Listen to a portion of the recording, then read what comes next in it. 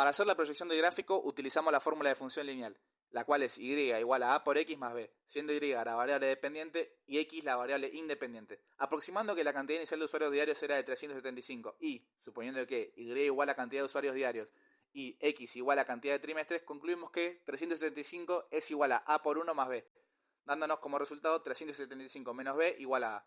Ahora, con lo obtenido anteriormente, reemplazamos en y igual a 1984 y x igual a 24, siendo 24 la cantidad de trimestres calculados, dándonos como fórmula 1984 igual a 375 menos b por 24 más b. Esto dándonos como resultado 1984 igual a 9000 menos 23b. Volviendo a calcular, podemos ver cómo nos queda 7016 dividido 23 igual a b, dándonos como resultado final 305,04 igual a b. Ahora, sabiendo que A es igual a 375 menos B, entonces podemos decir que A es igual a 375 menos 305,04, dándonos como resultado que A es igual a 69,96.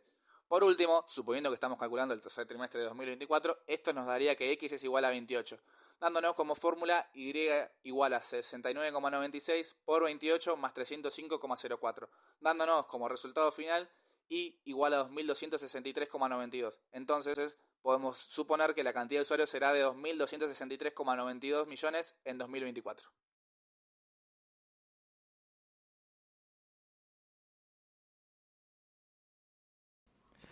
Dos magnitudes son inversamente proporcionales cuando al multiplicar una de ellas por un número cualquiera, la otra queda dividida por el mismo número o de forma contraria, y si al dividir una de ellas por un número cualquiera, la otra queda multiplicada por el mismo número.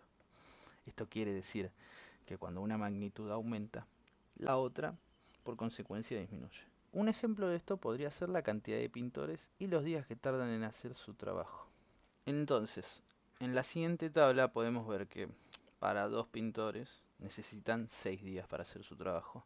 Entonces lo que queremos verificar es en cuántos días tardan tres pintores en realizar el mismo trabajo. Lo lógico sería pensar que si dos pintores tardaron 6 días, tres pintores tardarían menos. Entonces tenemos que 3 dividido 2 igual a 6 sobre x.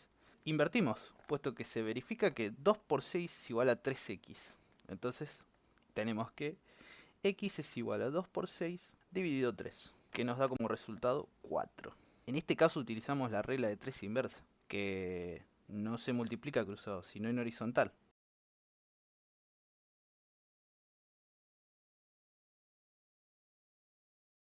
Características de la proporcionalidad inversa.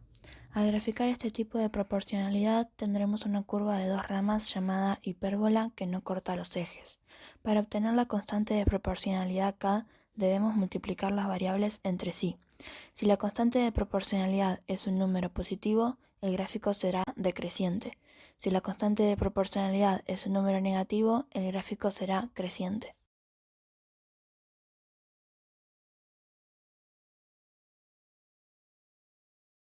La diferencia entre la relación de proporcionalidad directa e inversa es que en la proporcionalidad directa dos magnitudes aumentan de igual manera, siguiendo el criterio de que si multiplicamos una de esas dos magnitudes, la otra se multiplica de igual forma. En cambio, en la proporcionalidad inversa, en dos magnitudes, por ejemplo, C y A, cuando C aumenta, A disminuye, lo cual es lo contrario a la proporcionalidad directa.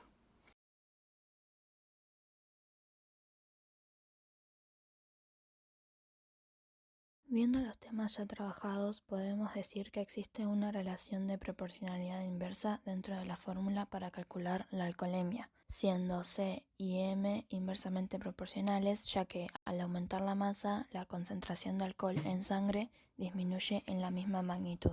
Compruebo poniendo dos ejemplos en el que distintos hombres ingieren una cantidad de alcohol de 24 gramos.